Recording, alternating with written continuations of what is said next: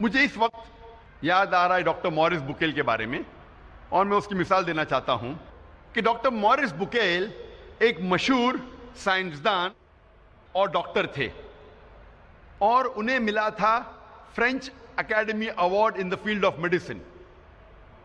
اور ڈاکٹر مورس بکیل جو عیسائی تھے، انہیں چنا گیا تھا ریسرچ کے لیے ممی آف منپٹا کا۔ ممی آف منپٹا وہ فرعون جو موسیٰ علیہ السلام کے وقت تھا، اس کے جسم، اسے کہتے ہیں ممی، اس کے اوپر ریسرچ کرنے کے لیے ڈاکٹر مورس بکیل کو چنا گیا تھا۔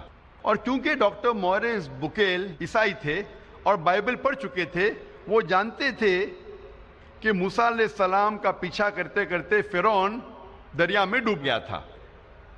لیکن جب وہ سعودی عربیہ پہنچتے ہیں، وہاں ایک مسلمان انہیں کہتا ہے کہ قرآن مجید میں لکھا ہے سورہ یونس میں سورہ نمبر 10 آیت نمبر 92 میں کہ اللہ سبحانہ وتعالیٰ فرماتے ہیں کہ ہم فرعون کے جسم کو محفوظ رکھیں گے تاکہ وہ آنے والے لوگوں کے لیے نشانی بنے۔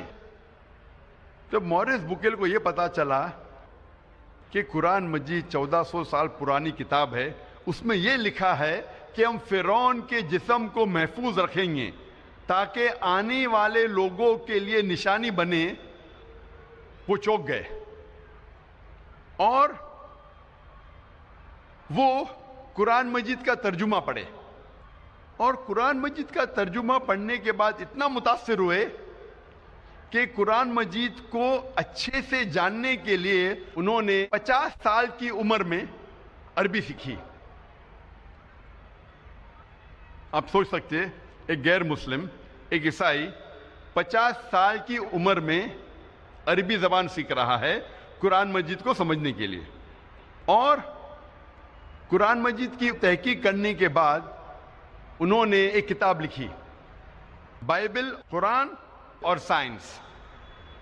تحقیق کے بعد ڈاکٹر مورس بکیل نے اپنی کتاب میں یہ لکھا کہ قرآن مجید میں کئی آیتیں ہیں جو سائنس اب ایڈوانس ہونے کے بعد جاننے لگی، جو قرآن مجید میں 1400 سال پہلے لکھا ہے۔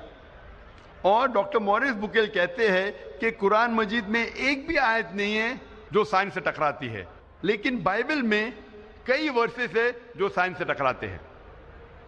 یہ مثال دینے کی یہ وجہ ہے میری، یہ کہنے کے لیے کہ ایک غیر مسلمان عیسائی 50 سال کی عمر میں عربی زبان سیکھتا ہے قرآن مجید کو بہتر سمجھنے کے لیے۔ الحمدللہ کچھ سال بعد اللہ سبحانہ وتعالیٰ ڈاکٹر مورس بکیل کو ہدایت دیتے ہیں، اور الحمدللہ مرنے کے پہلے ڈاکٹر مورس بکیل نے اسلام قبول کیا تھا۔ تو عمر کبھی بھی وجہ نہیں ہے ایک انسان کو اچھے کام سے روکنے کے لیے، لیکن ہر مسلمان کو ڈاکٹر مورس بکیل جیسا جذبہ نہیں ہوگا، لیکن پھر بھی ان کے پاس بہانہ نہیں ہے۔ اگر کوئی عربی زبان نہیں سیکھ سکتا ہے تو کم از کم وہ قرآن مجید کا ترجمہ پڑھے۔